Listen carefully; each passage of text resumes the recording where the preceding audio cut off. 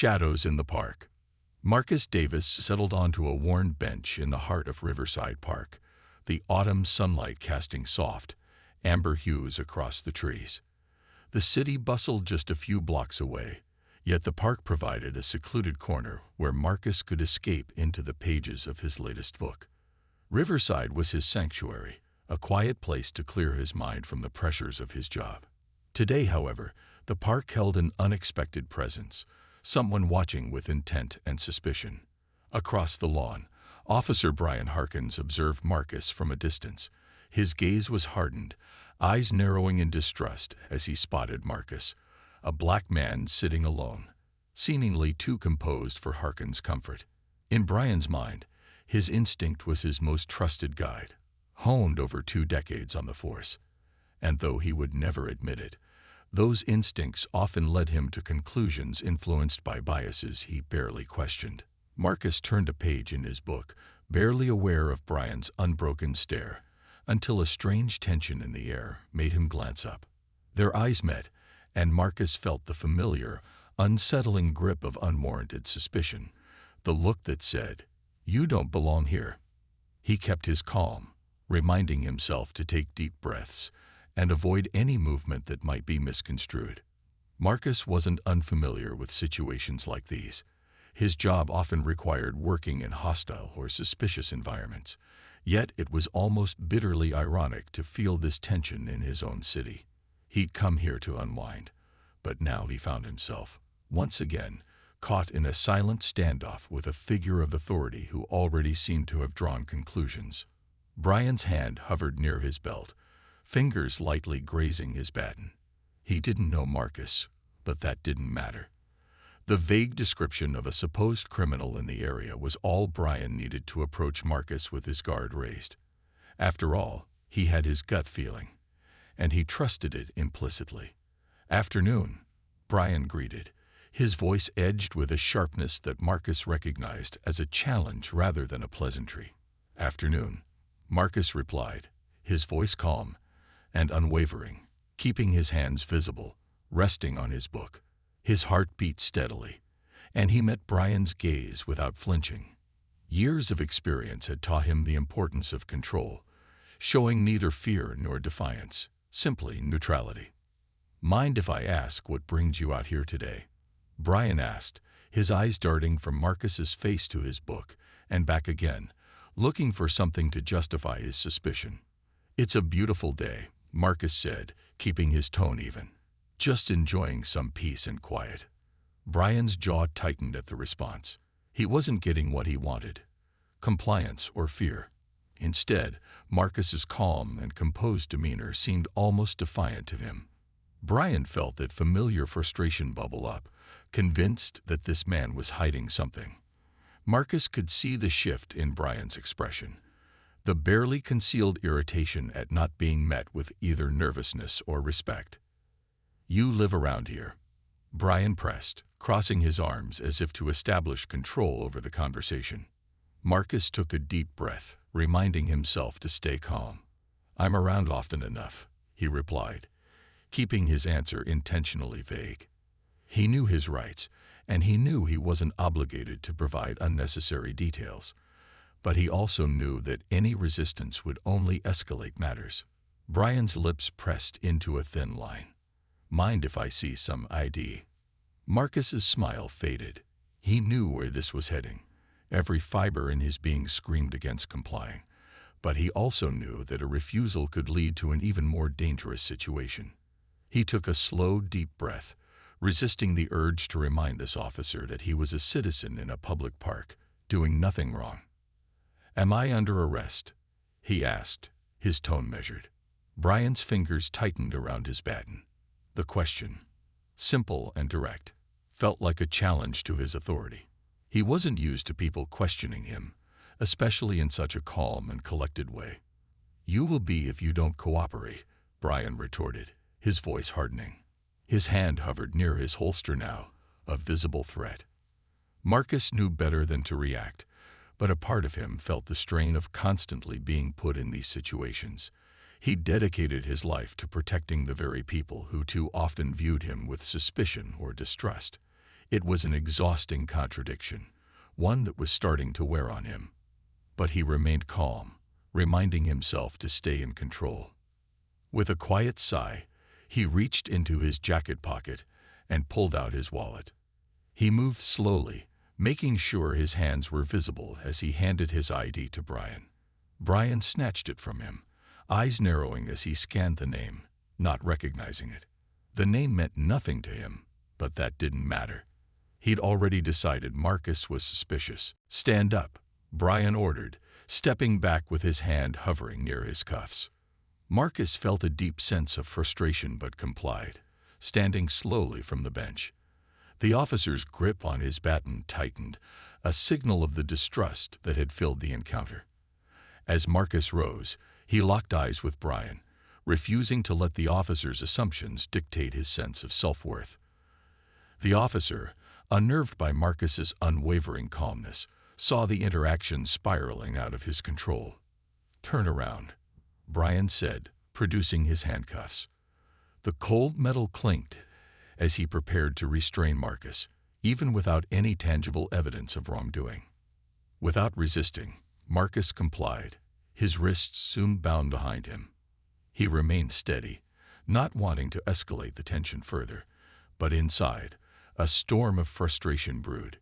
He could feel the eyes of nearby parkgoers on him, some glancing away in discomfort, others whispering to each other, caught in the silent spectacle of yet another unnecessary arrest. As they walked to the patrol car, Marcus's mind shifted to what would come next. He wasn't worried for himself. He knew who he was, and he knew this officer would soon find out. But that didn't erase the exhaustion of constantly facing situations like these, where his character, his intentions, and even his very existence were questioned solely because of his appearance. As they reached the patrol car, Brian opened the back door and roughly guided Marcus inside, the clinking handcuffs biting into his wrists. Marcus remained calm, gazing out the window as the car pulled away, his mind already preparing for what he knew would be an intense revelation for this officer. In that moment, as the patrol car's engine hummed and the city blurred by outside, Marcus couldn't help but feel a deep weariness, one that went beyond this moment and reached into the very fabric of his daily life. It was the weariness of a man who, despite his achievements and position, was often reduced in others' eyes to a narrow perception that had no bearing on the person he truly was. This part sets up the intense encounter between Marcus and Officer Brian, building a sense of injustice and Marcus's resilience. Let me know when you're ready for part 2, where Brian begins to realize he may have made a grave mistake. Unmasking assumptions. As the patrol car cruised through city streets, the tension inside grew heavy, pressing down like an invisible weight. Marcus watched the familiar buildings pass by, their steel and glass reflecting the afternoon sun. This was his city, a place he'd worked tirelessly to protect. Yet now he sat in the back of a patrol car, handcuffed and silently seething. He knew better than to waste his energy arguing with Officer Harkins. Some lessons he'd learned had to unfold naturally. Brian's knuckles were white as he gripped the steering wheel, his mind racing as he replayed the arrest in his head. He felt a pang of doubt, a small voice nagging that he might have overstepped, but he quickly brushed it away. He was an experienced officer after all. He trusted his gut. Still, something about the man in his backseat left him uneasy, that unshakable calm, that refusal to flinch or fumble. The fact that Marcus hadn't put up a fight only added to the officer's growing discomfort. "Anything you want to say for yourself?" Brian finally asked, his voice cutting through the silence. Marcus lifted his gaze, meeting Brian's eyes in the rearview mirror. "Would it matter?" he replied, his tone level and measured. Brian felt a prick of irritation at the response. He'd expected defiance or anger, maybe even pleading, but Marcus remained annoyingly composed. "Listen, this can go a lot easier if you just tell me the truth," Brian pressed, trying to regain some control over the situation. Marcus's jaw tightened. "The truth," he repeated, his voice filled with a quiet frustration that Brian couldn't ignore. "The truth is I was sitting in a park, minding my own business, and you decided I looked suspicious. That's all there is to it." Brian's mouth pressed into a thin line.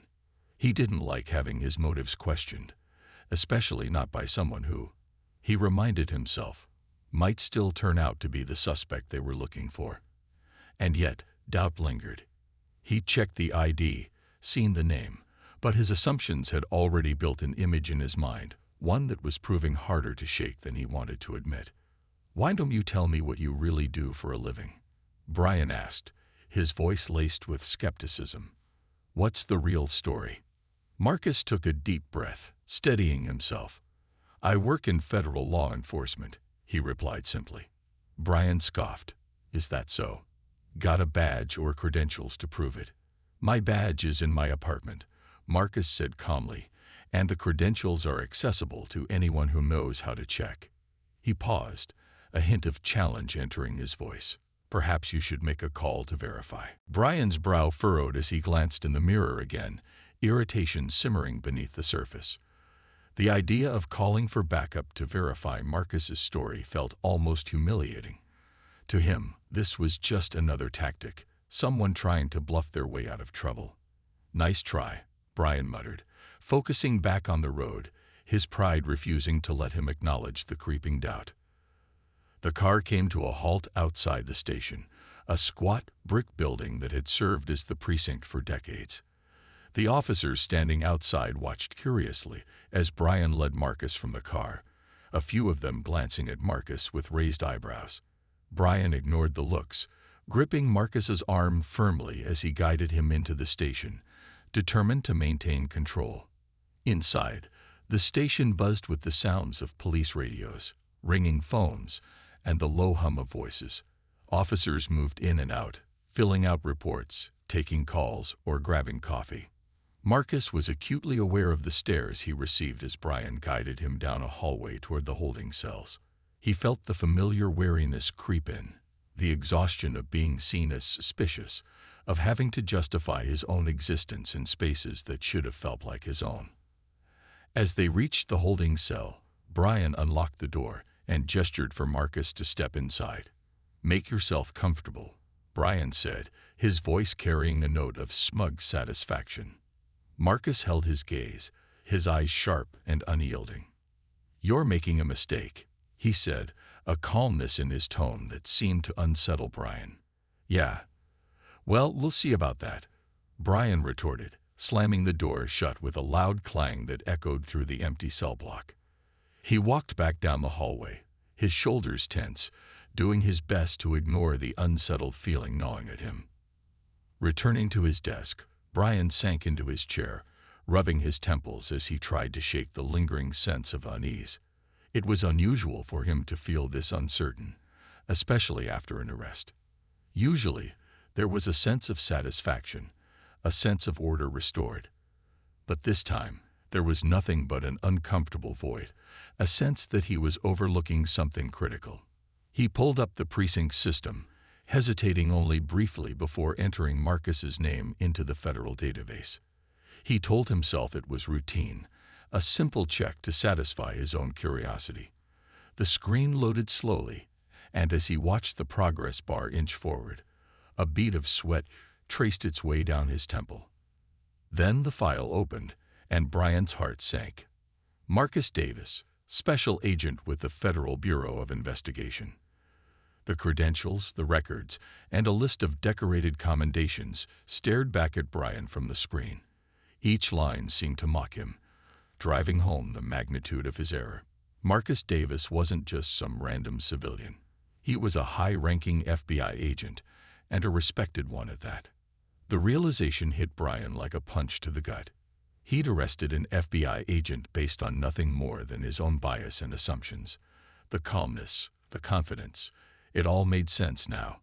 Marcus had known all along who he was dealing with, and Brian had been too blinded by his own prejudices to see it.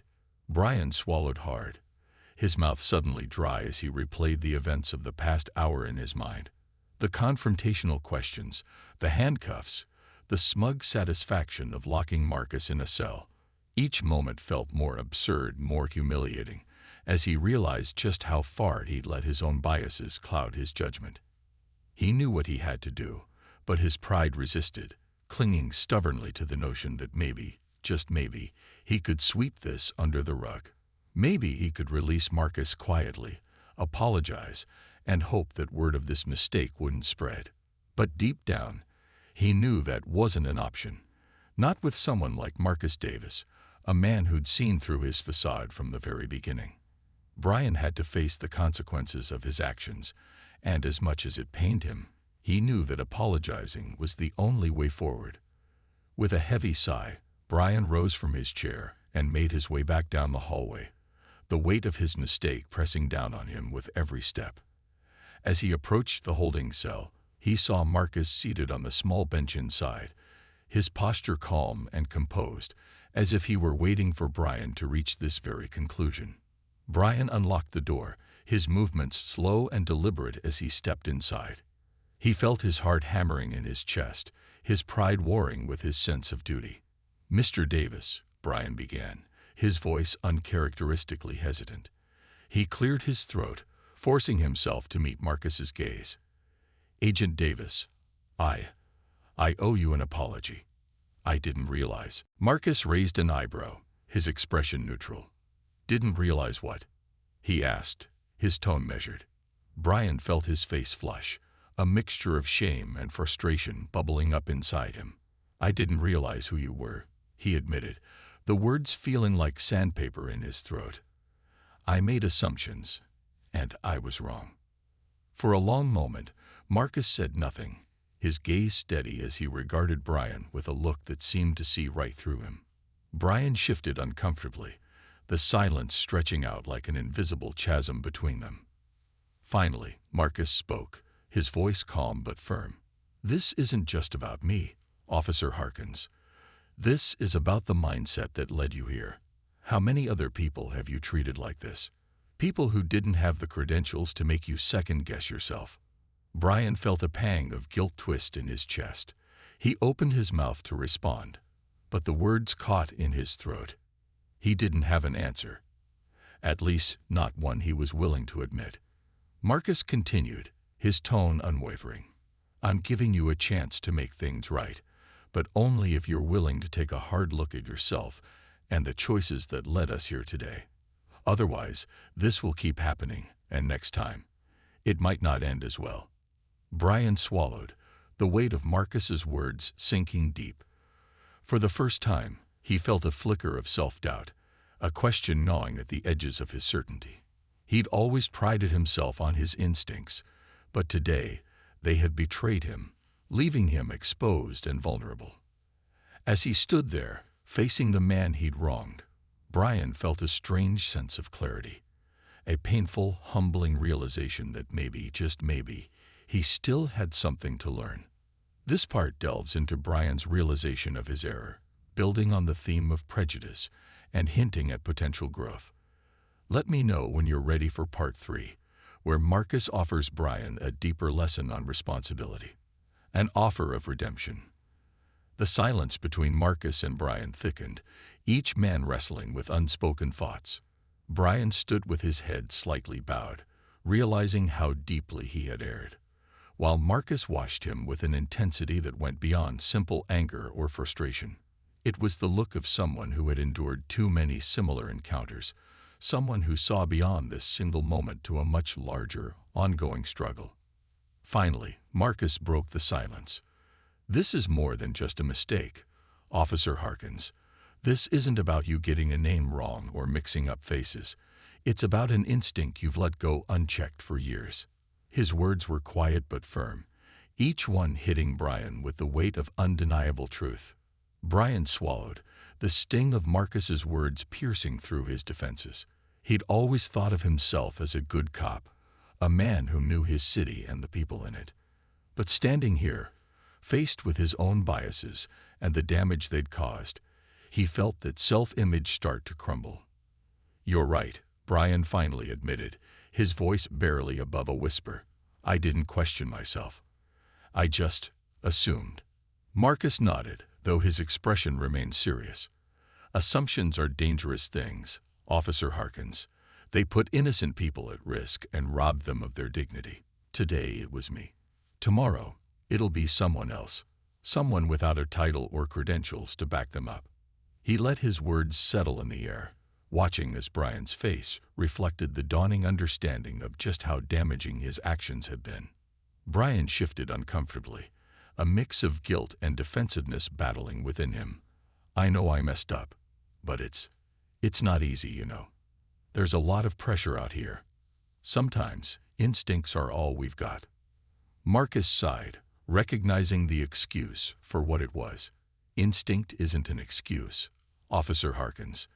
It's a skill, one that requires constant questioning and refinement.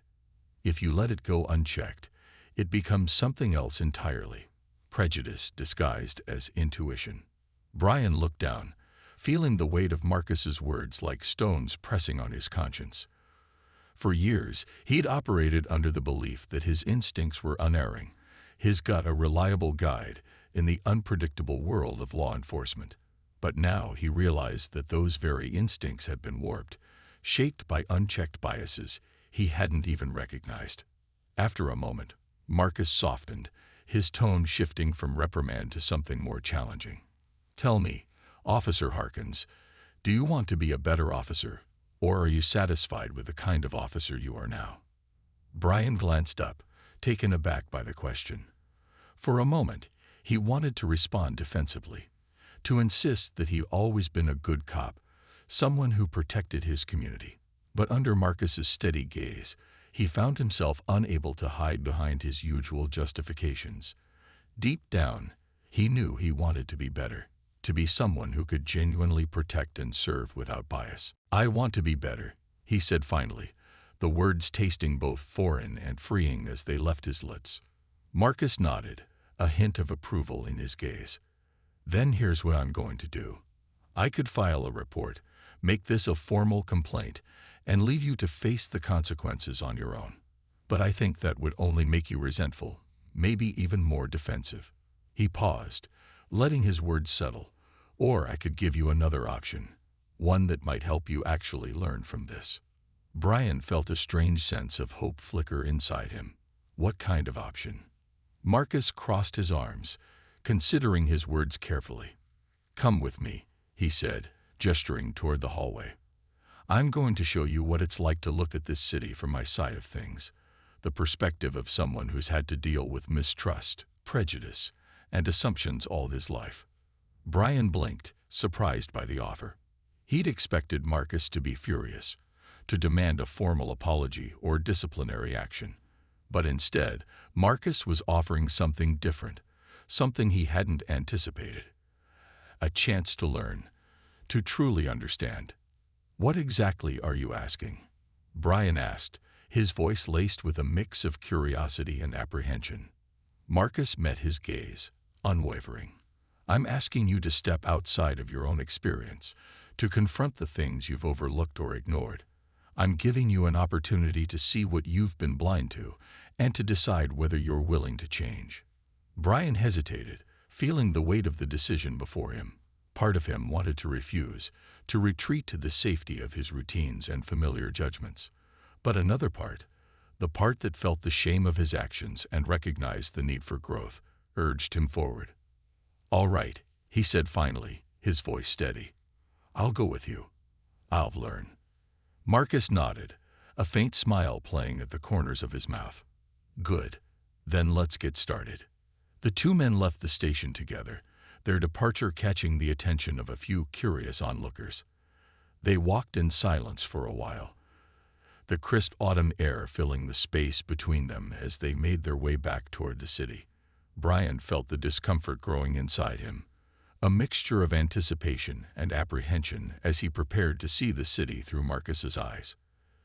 They stopped first at a community center on the edge of the neighborhood, a place Brian had driven past countless times but had never visited. Inside, the center buzzed with activity. Children played in one corner while adults gathered for language classes, job training workshops, and community meetings. Marcus greeted several people by name, receiving warm smiles and nods in return. Brian watched, feeling out of place as he followed Marcus through the center. He saw people who had likely faced struggles he couldn't begin to understand. Immigrants, single parents, teenagers balancing school and work, elders looking for companionship, and yet, despite the challenges they faced, he saw a sense of resilience and community that both surprised and humbled him. "These are the people you serve, Officer Harkins," Marcus said, his voice soft but pointed. "Every time you put on that badge, you're committing to protect not just the neighborhoods that feel familiar, but also these people who might look or live differently than you. That's what it means to serve."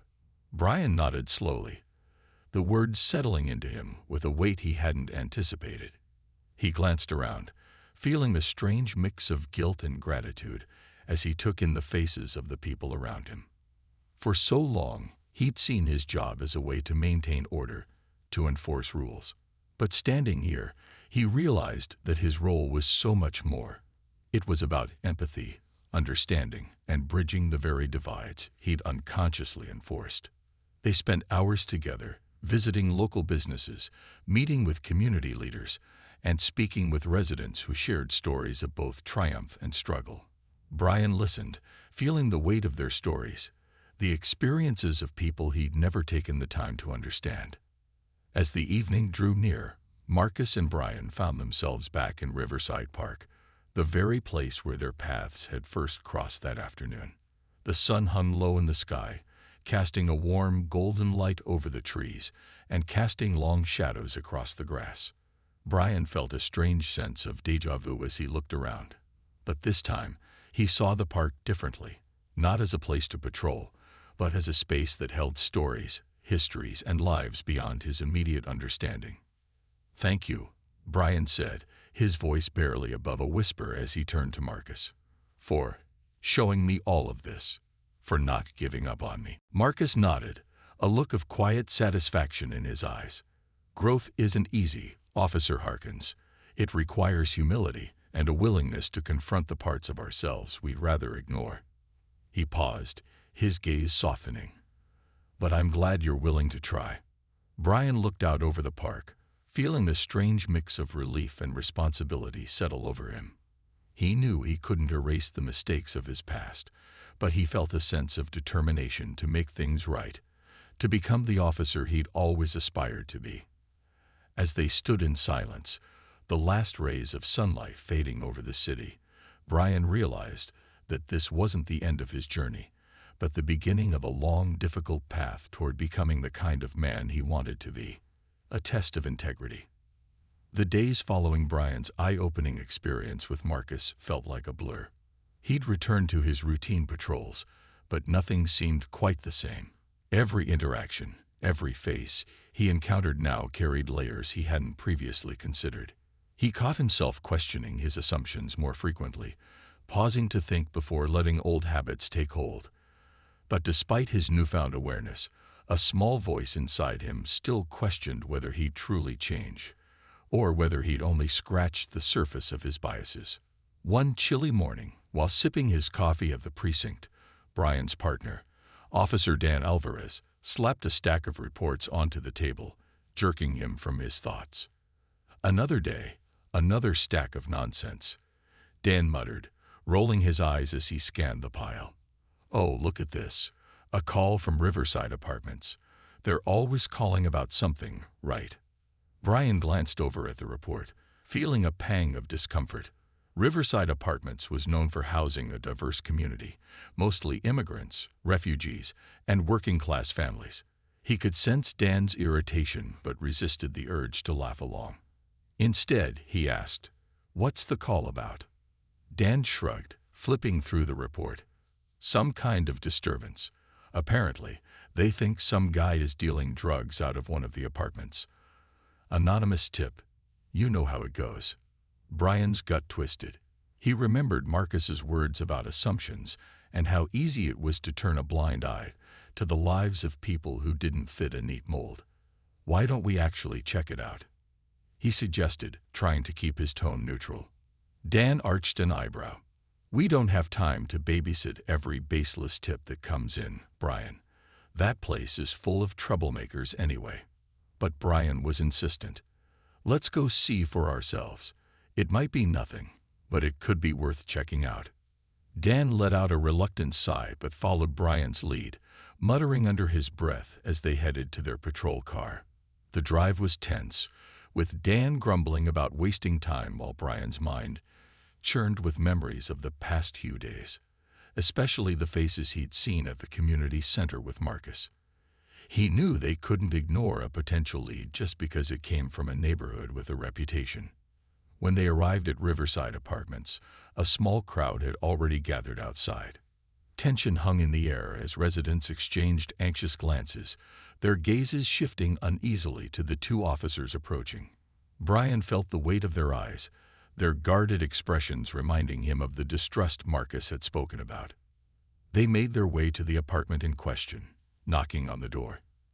After a moment, a young man in his mid-20s answered. His gaze flicked nervously from Brian to Dan, a mix of worry and frustration on his face. "Can I help you, officers?" he asked, his voice tense. "We received a tip about possible suspicious activity here," Brian said, keeping his tone even. "Mind if we ask you a few questions?" The young man glanced over his shoulder, his shoulders slumping slightly. "Look, I don't know who keeps calling you guys, but I'm just trying to live my life here. I work 2 jobs, and I'm barely home. I don't know why people are so quick to judge." Dan snorted, muttering under his breath, but Brian shot him a warning look. "We're here to clear things up, not make assumptions," he said firmly, meeting the young man's eyes. "We won't take up much of your time." The young man sighed and stepped aside, allowing them into the small, tidy apartment. Brian noted the sparse furnishings, the faint smell of laundry detergent, and the family photos on the wall. Nothing seemed out of place, yet he could sense Dan's impatience growing by the second. As they spoke, Brian couldn't help but see shades of Marcus in the young man's defensive posture, the cautious way he answered each question. Every response was careful, as if he feared one wrong word could spell trouble. It was a demeanor Brian had seen before, one he hadn't fully understood until Marcus had walked him through his own prejudices. After a thorough but respectful conversation, Brian nodded. "Thank you for your time. I think that's all we need." The young man's relief was evident, and he managed a small, grateful smile. "Thank you for listening," he murmured. Back in the car, Dan looked at Brian with a mixture of disbelief and frustration. "What was that about? You're treating every call like it's a big deal. We're not social workers, Brian." Brian stared at his partner, feeling a pang of disappointment. "These are people, Dan. They have lives, just like us. We're here to serve them, not just assume the worst." Dan rolled his eyes, muttering something about Brian's soft side showing, but Brian felt a strange sense of satisfaction settle over him. He was beginning to see the impact of his own biases, and, by extension, the ways his actions could build or break trust within the community. Their next call took them to the downtown district, a sprawling shopping center where, according to dispatch, a shoplifting incident had escalated into a physical altercation. When they arrived, Brian spotted the shop owner, a middle-aged woman, arguing loudly with a young man standing just outside the entrance. "He tried to steal from me," the woman shouted, gesturing angrily at the young man. "He should be locked up." Brian and Dan stepped forward, assessing the situation. The young man was visibly distraught, his eyes darting around as if looking for an escape. "Sir, can we get your side of the story?" Brian asked, maintaining a calm tone. The young man looked at Brian, a mixture of frustration and shame in his eyes. "I didn't steal anything. I just looked at the price, and she started accusing me out of nowhere." The shop owner huffed, crossing her arms. "He's lying. I saw him take something." Brian exchanged a glance with Dan, who looked ready to escalate the situation. But Brian raised a hand, signaling for patience. "Ma'am, do you have any footage of the incident?" The woman's expression faltered, and she glanced toward her store. "Well, no, but I know what I saw." Brian nodded slowly, understanding the need to de-escalate the tension before it spiraled out of control. "Let's take a moment to sort this out," he said calmly. "But let's avoid assumptions until we have all the facts." They spent the next hour carefully interviewing the shop owner and the young man, ultimately determining that it had been a misunderstanding. The young man left with a grateful nod to Brian, while the shop owner muttered complaints under her breath. As they returned to their patrol car, Dan shook his head in frustration. "You're going soft, Brian. This isn't like you." Brian looked out over the city, the distant skyscrapers casting long shadows as the sun began to set. He knew he was changing, and he knew that change came with challenges, not only from within himself, but from those around him. "I'd rather be soft and fair than quick to judge," he said finally, his voice resolute. "I've made mistakes, Dan, and if there's anything I've learned recently, it's that we can't afford to let those mistakes define us. We have to do better." Dan looked away, a frown creasing his face, but he said nothing. The silence between them was heavy, filled with unspoken doubts and clashing beliefs. Brian knew he couldn't change his partner's mind overnight, but he felt a sense of purpose he hadn't felt in years. For the first time, he was willing to confront the realities of his job with a fresh perspective, one shaped by humility and a newfound understanding of his own flaws. As they drove back to the precinct, Brian's mind drifted to Marcus, to the lessons he'd imparted with quiet dignity and unrelenting honesty. Brian knew he still had a long way to go, but he felt a flicker of hope that he was finally on the right path. Back at the precinct, he took a seat at his desk, reflecting on the events of the day. He could feel the lingering effects of his old biases tugging at him, but he was determined to resist them, to continue challenging himself to be better. Then, as if summoned by his thoughts, Marcus appeared in the precinct doorway. He stood with a calm demeanor, his gaze steady as he looked at Brian, a hint of approval in his expression. "Agent Davis," Brian greeted, rising to his feet. Marcus gave a small nod. "Officer Harkins, I hear you've been keeping busy." Brian felt a strange warmth spread through him, a sense of validation he hadn't realized he'd been craving. "I've been trying," he replied honestly. "There's still a lot to learn, but I think I'm finally getting it." Marcus smiled faintly. "Good. Change doesn't happen overnight, Brian. But as long as you're willing to try, that's all that matters." Brian held Marcus's gaze, feeling the deep gratitude he couldn't put into words. He knew he still had a long journey ahead, but he was ready to face it. One step, one interaction, one lesson at a time. As Marcus turned to leave, Brian felt a sense of purpose settle within him, a quiet determination to honor the lessons he'd learned. For the first time in his career, he felt the true weight of his responsibility. Not just to enforce the law, but to serve with fairness, empathy, and a crossroads of conviction. The days following his meeting with Marcus were filled with an unsteady mixture of optimism and doubt for Brian. He had committed to being a better officer, striving to look beyond his assumptions and see people as individuals rather than threats. But as he wrestled with his biases, he found himself constantly questioning his instincts. Every encounter, every call made him second-guess the intuition he once trusted without hesitation. The precinct buzzed with its usual activity as Brian sat at his desk, reviewing his daily assignments. His partner, Dan, eyed him with a mix of irritation and curiosity, still skeptical of Brian's recent change in attitude. Their interactions had grown tense, with Dan occasionally making snide remarks about Brian's softening heart. It was clear that Dan was less than pleased with the new direction Brian was taking. Another call from the same crowd. Dan grumbled, throwing a report onto Brian's desk. Some kind of gathering at an old warehouse down by the docks. Noise complaints, people coming and going all hours of the night. Probably another drug deal in the works. Brian scanned the report, feeling a familiar unease creep in. The location was a known gathering spot for people who were often marginalized. Young activists, local artists, people seeking the space to be heard. Brian wasn't blind to the fact that many officers, Dan included, viewed gatherings like these as inherently suspicious. "How about we approach this one differently?" Brian suggested, keeping his tone steady. "We could go in without assumptions. Just talk to people, see what's actually going on." Dan rolled his eyes. "Talk to people. Look, Brian, I get that you're trying to play the good cop these days, but you're making things complicated. We go in, we assert control, we keep the peace. That's the job." Brian shook his head, feeling a quiet resolve harden within him. "That's the easy way out, Dan, but it's not always the right way. We don't know anything about this group, and assuming the worst isn't going to help anyone.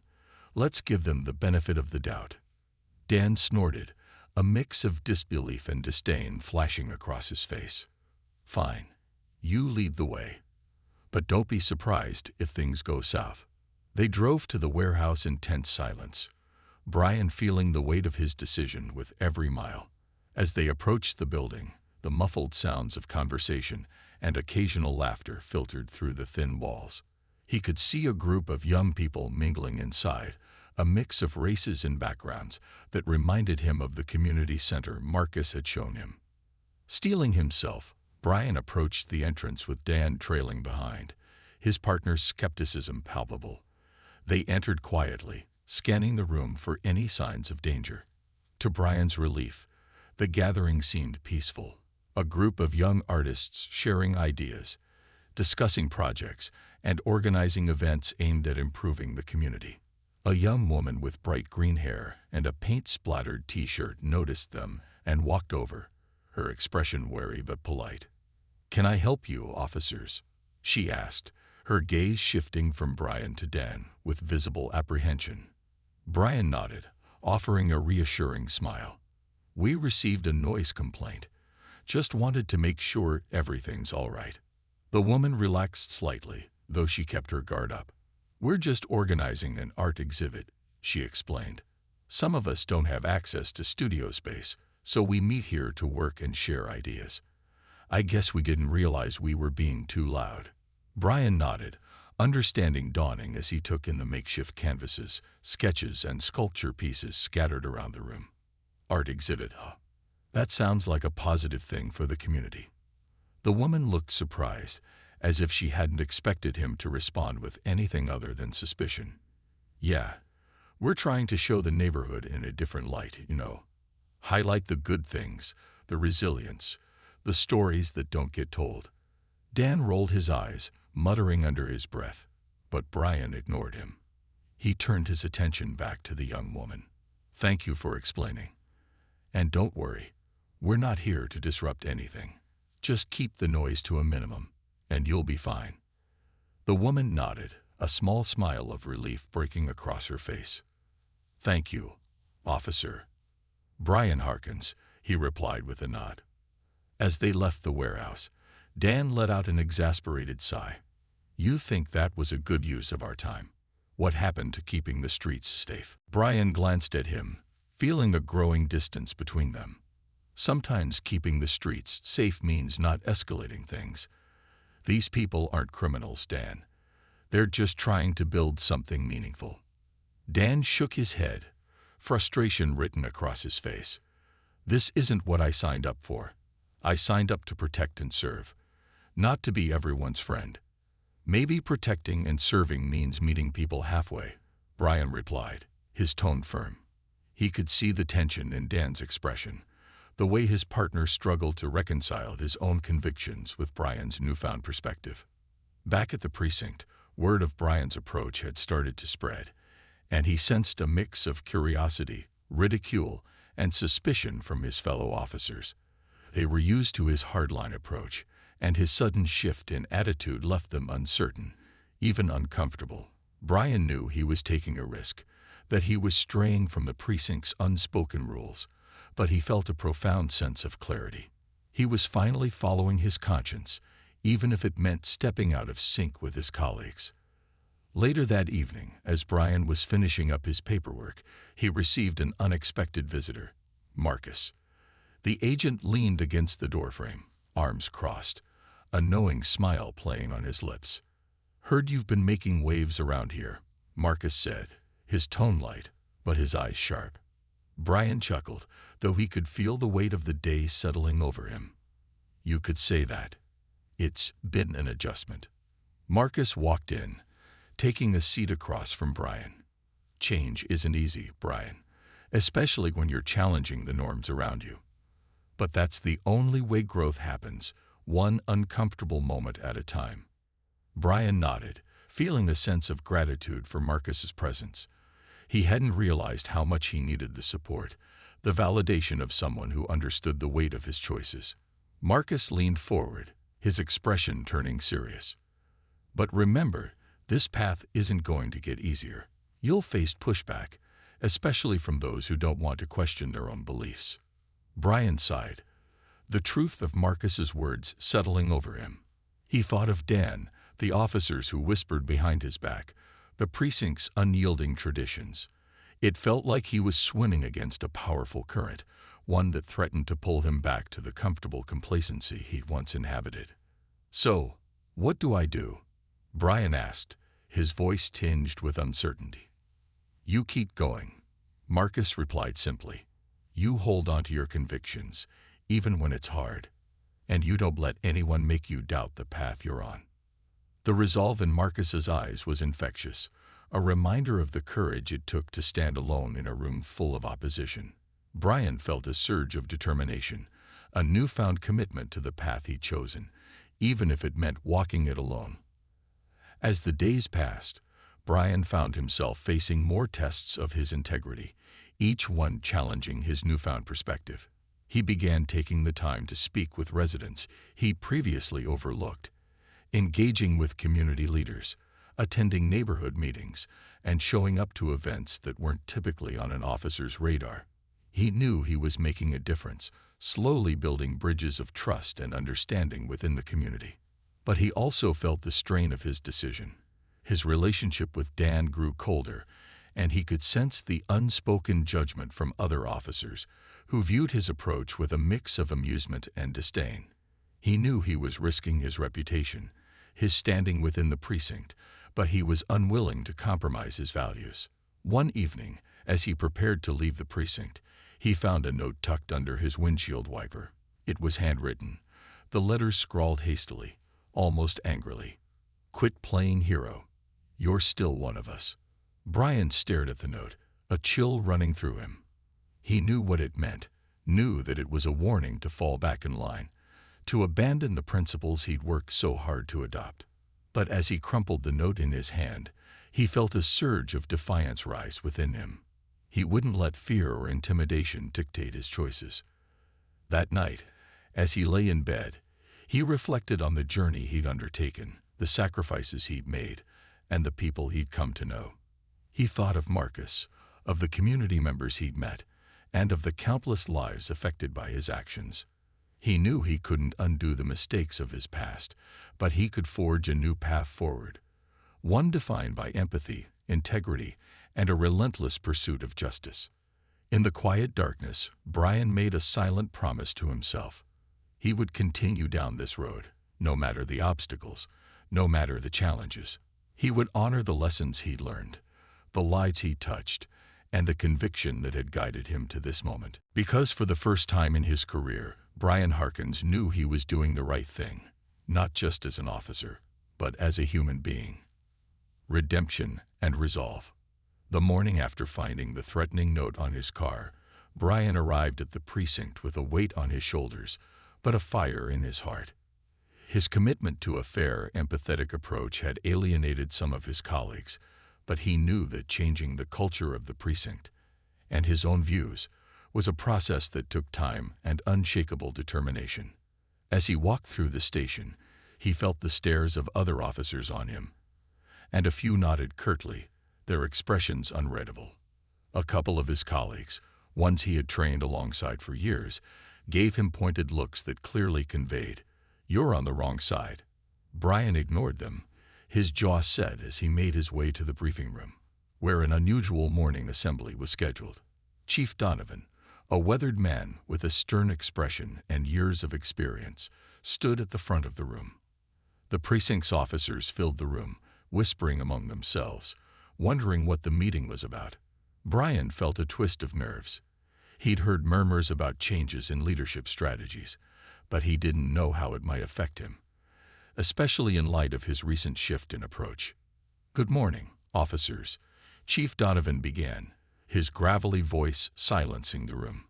"I've called this meeting to address a few changes in policy. Changes that reflect the values we're committed to upholding as we serve our community." His eyes swept over the room, settling on Brian for a moment, as if in acknowledgement. Brian held his breath, uncertain if the chief's words were directed at him as praise or warning. But as Donovan continued, he realized the chief was laying out principles he had only recently embraced himself: fairness, transparency, and empathy in policing. Policies would shift, he explained, to prioritize de-escalation and community engagement over immediate arrest and confrontation. A murmur rippled through the crowd, a mix of reactions ranging from grudging acceptance to outright resistance. One officer raised a hand, a skeptical look on his face. "Chief, with all due respect, isn't this going to make our jobs harder? We're already spread thin. Now we're supposed to be, what, social workers?" Donovan's gaze hardened. "We're not here to make assumptions or treat the people we serve as enemies. We're here to build trust and respect. That might mean spending more time on each call, sure. But it also means reducing the chances of escalating situations unnecessarily.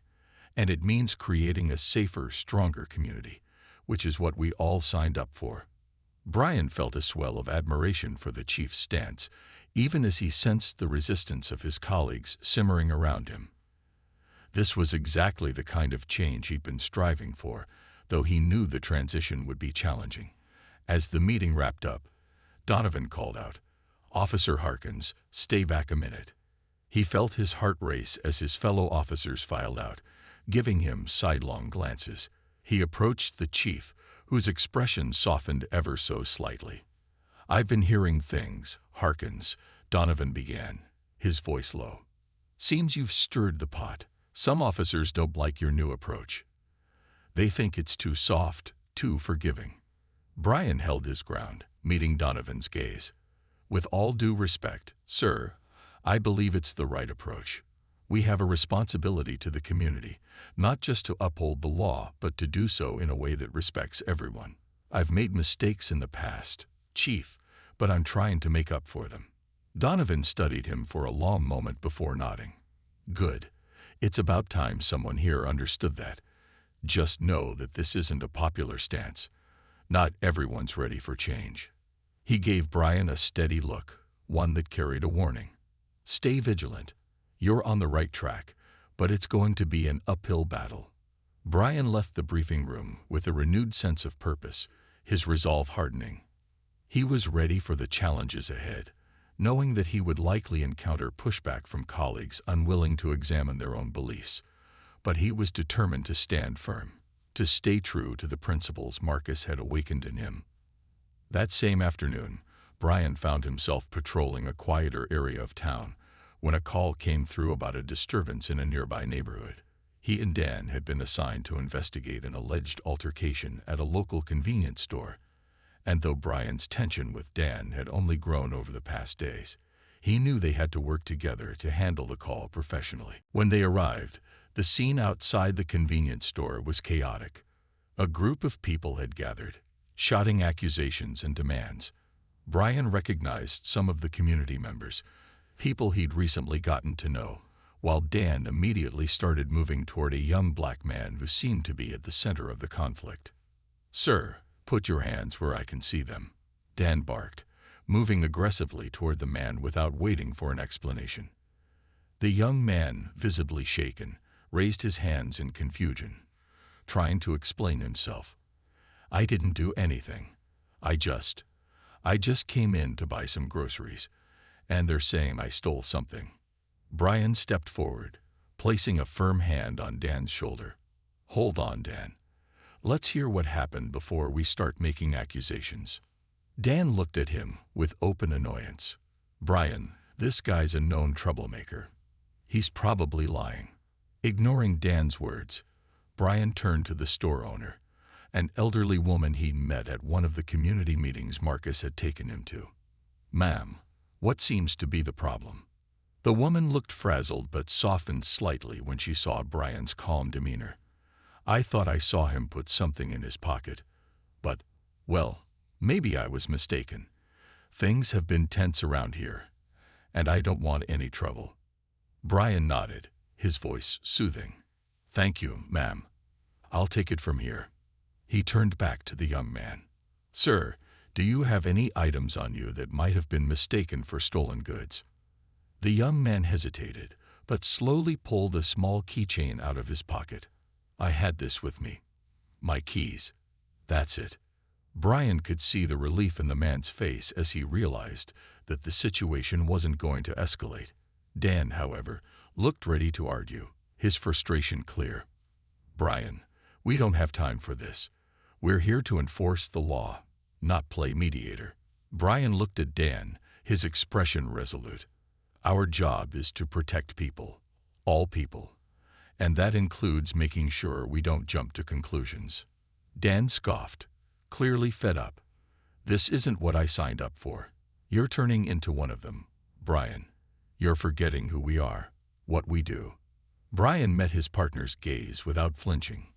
"I'm not forgetting, Dan. I'm finally remembering."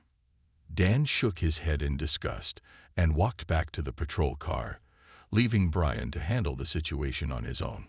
Brian returned to the young man, who looked at him with a mix of gratitude and disbelief. "Thank you, officer," the man said quietly, his voice laced with relief. "I've had run-ins before, and, well, usually it doesn't go this way."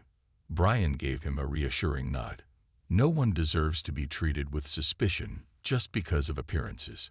You didn't do anything wrong, and I'm sorry for the misunderstanding. You're free to go." As the young man walked away, Brian felt a deep sense of fulfillment, a confirmation that he was finally on the path he was meant to be on. He returned to the car, where Dan sat silently, staring out the window. "You know this isn't going to end well, right?" Dan muttered, barely looking at him. "You keep playing this role, and you're going to find yourself alone in this precinct." Brian thought of Marcus, of the people he'd met, of Chief Donovan's support. He knew the journey wouldn't be easy, but he was ready to face it head-on.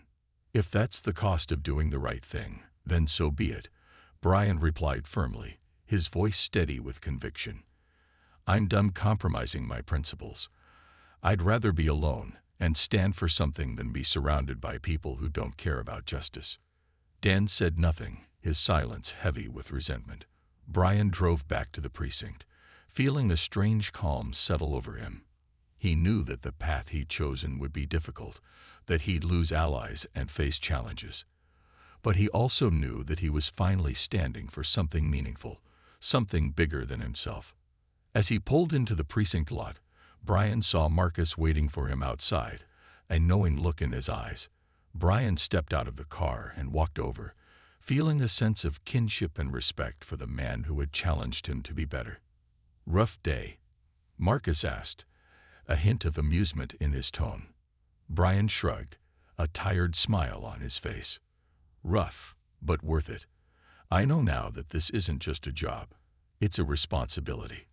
One I'm finally ready to live up to." Marcus extended his hand, and Brian shook it firmly, feeling the surge of gratitude for the man who had shown him a different way. "Keep pushing, Brian. Change doesn't happen overnight, but if you stay true to this path, you'll make a difference, one that lasts." Brian nodded, feeling a renewed sense of purpose. He'd found his way, his conviction, and his resolve.